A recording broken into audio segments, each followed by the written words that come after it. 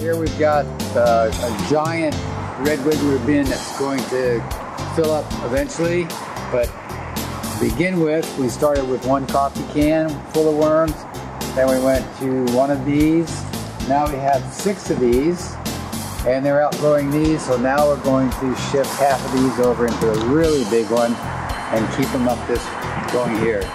That's actually a bed liner for a pickup truck that I found on the side of the road. Now the red wigglers are really easy. What they like to eat is fresh kitchen scraps. And what I do is I just put my junk mail and stuff like that, I just tear it up and throw it in right with the scraps, maybe some paper towels, because they also like paper. So I'll show you what's in here. This is just from yesterday. Some newspaper, some things that we didn't get around to eating in time, coffee grounds, paper towels, coffee filter, papaya that rotted out a little before we got to eat it. Now this is what worms love to eat. And they really like the paper because they lay their eggs in it. So that's handy. And just all, you don't buy anything, it's just what went in the trash or down the garbage disposal in most houses anyway, or out to your regular compost pile where you've got plenty of stuff out of your yard that you can use. You don't really need it there either, so this is perfect. So you just kind of mix this up a little bit and it's just ready to go. Just like that. Now they like it really wet. They like it very wet. And that's why you never put these worms in your garden. Because in your garden they'll just die. So these are wet worms. And in Florida, or at least where we live, that means you've got to keep them in a special bin. So that's what they're going to eat. The other thing they really like to eat is coffee grounds from Starbucks. Starbucks gives these away. They're not always there when you go to get them, but most of the time you can come home with a big bag full of coffee grounds. And you just sprinkle that on there, make it look like something you'd like to eat, like chocolate cake or something. So there it is. That's all you got to do. Now, it's time to feed the worms. The only thing is, if you give them too much at one time, if this starts to heat up like a compost pile, the worms don't like it. They like to stay cool and moist. So in here, we have worms. Now they are right underneath where the food is.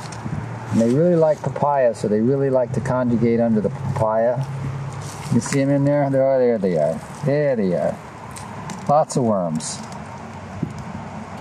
Now this was the proverbial handful that I started out with.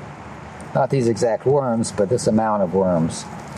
And they just, as long as you feed them and keep them in these conditions, they are faster than rabbits. And before you know it, you've got lots of worms, and you can give some worms away to other people. And they can start their own worm bins. They make great, we don't really call it dirt because we don't use it in the garden. We only use what they produce to grow special seeds and seedlings and cuttings in. That way we know that the seeds are going to germinate. Look at this, how rich that is. That's just what they turn all this stuff into. Doesn't smell. It's just neutral. And if you mix this half and half with peat moss, it's the perfect medium for starting seeds, cuttings, and seedlings.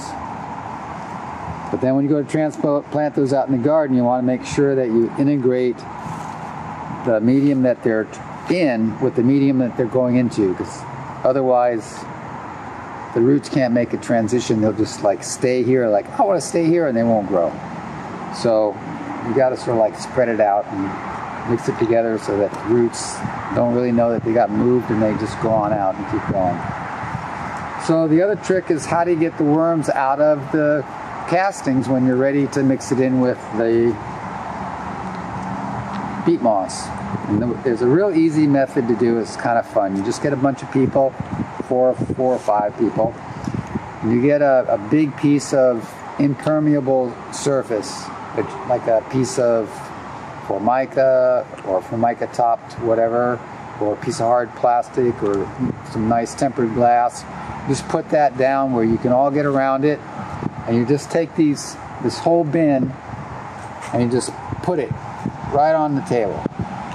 And it's got this big mound. First you take all the loose stuff off, of course, so that you're really only starting out with the really good stuff in the worms.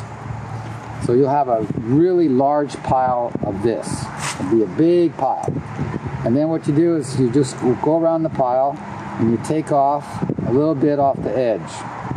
And the worms, they know, for some reason, I don't know how they do this, but they go to the center. They never come out, they always go in. So as you work your way around the pile, the worms just keep going in, and the stuff that you're pulling out is going to be worm-free. So you just pull a little bit out at a time, the worms go that way, and next thing you know, you've got this big donut of worm-free material and just a whole bunch of worms right in the middle.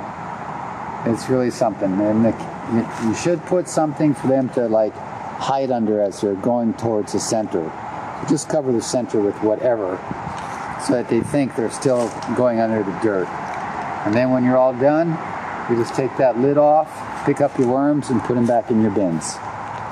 Start over again. They never ask for a raise. They don't complain. They appear to be friendly. And if you put your ear down in there,